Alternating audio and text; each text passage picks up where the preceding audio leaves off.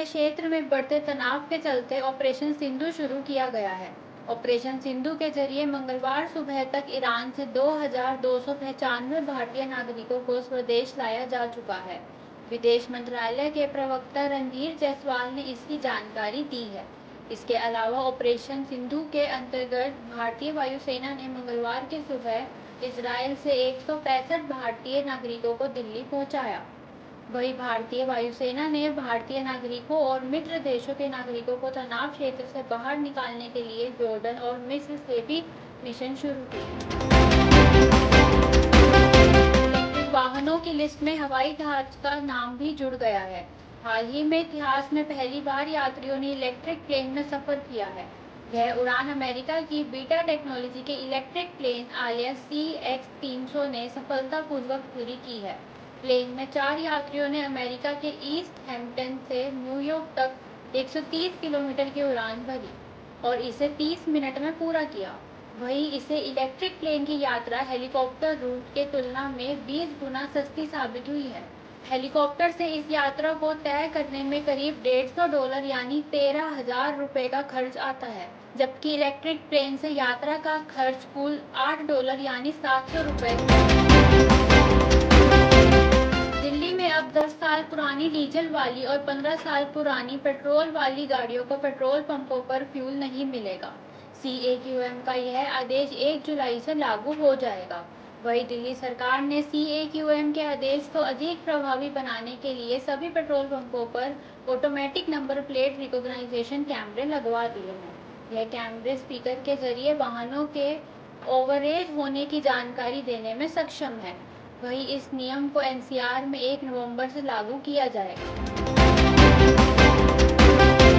दिल्ली को हरित बनाने और पर्यावरण में सुधार लाने के लिए 3 जुलाई से वन महोत्सव 2025 शुरू किया जा रहा है। इस महोत्सव में हर विधानसभा गली और गार्डन में पौधे लगाए जाएंगे। वन महोत्सव का उद्घाटन भारत मंडपम में होगा। महोत्सव में विशिष्ट हस्तियों समेत पर्यावरणविद, उद्योगपति, स्टूडेंट और हजारों लोग शामिल होंगे। दिल्ली सरकार के पर्यावरण मंत्री मनजिंदर सिंह सिरसा वन महोत्सव का नेतृत्व करेंगे। मंत्री सिरसा ने इस दौरान दिल्ली में 70 लाख से ज्यादा पौधे लगाने का संकल्प लिया। दिल्ली के रोहिणी स्थित technical institute of advance studies में नए सेशन 2025-26 में UG कोर्स के लिए एडमिशन शुरू हो चुके हैं। UG प्रोग्राम में BBA, BCA, BCom और BJMC कोर्स में दाखिला लेने के लिए इच्छुक छात्र अप्लाई कर सकते हैं। एडमिशन लेने के लिए छात्र टेक्निकल इंस्टीट्यूट कैंपस में विजिट कर सकते हैं। टेक्निकल इंस्टीट्यूट दिल्ली की गुरु गोविंद सिंह ट्रस्ट यूनिवर्सिटी से एफिलिएटेड है। टेक्निकल इंस्टीट्यूट छात्रों को शिक्षा के साथ साथ कौशल प्रशिक्षण देने पर भी अधिक जोर देता है। मेडिकल काउंसिल कमेटी ने नीट MTS 2025 का काउंसलिंग शेड्यूल जारी कर दिया है। उम्मीदवार मेडिकल काउंसिल कमेटी के ऑफिशियल वेबसाइट से शेड्यूल डाउनलोड कर सकते हैं। नीट MTS राउंड 1 काउंसलिंग के लिए रजिस्ट्रेशन 24 जून से शुरू हो गए। उम्मीदवारों को 25 से 30 जून तक विकल्प भरने और लॉक करने होंगे। वहीं पंजीकरण शुल्क का भुगतान भी 30 जून तक ही करना होगा। इसके बाद 1 और 2 जुलाई तक सीटों का आवंटन किया जाएगा। 3 जुलाई को काउंसलिंग का परिणाम घोषित होगा। 5 साल बाद फिर से कैलाश मानसरोवर यात्रा शुरू हो रही है। इस बार कैलाश मानसरोवर यात्रा 30 जून से शुरू होकर 25 अगस्त तक चलेगी। यात्रा के लिए रजिस्ट्रेशन की प्रक्रिया पूरी हो चुकी है। यात्रा के लिए 5,551 यात्रियों ने रजिस्ट्रेशन कराया था, जिनमें से कुल 750 लोगों का चयन किया गया है। कैलाश मानसरोवर यात्रा के लिए 50-50 यात्रियों के 15 बैच बनाए जाएंगे। इनमें से 10 बैच सिक्किम में नाथुला दर्रे के रास्ते और 5 बैच उत्तराखंड में लिपू लेक दर्रे के रास्ते यात्रा करेंगे। कैलाश मानसरोवर को भगवान शिव का निवास स्थान माना जाता है। इसे धरती का स्वर्ग भी कहा जाता है। स्मिथ सेल्वी ने बड़ा कीर्तिमान हासिल किया है। वे दुनिया के 7वें महाद्वीपों की सबसे ऊंची चोटियों पर चढ़ाई करने वाली तमिलनाडु की पहली महिला बन गई हैं।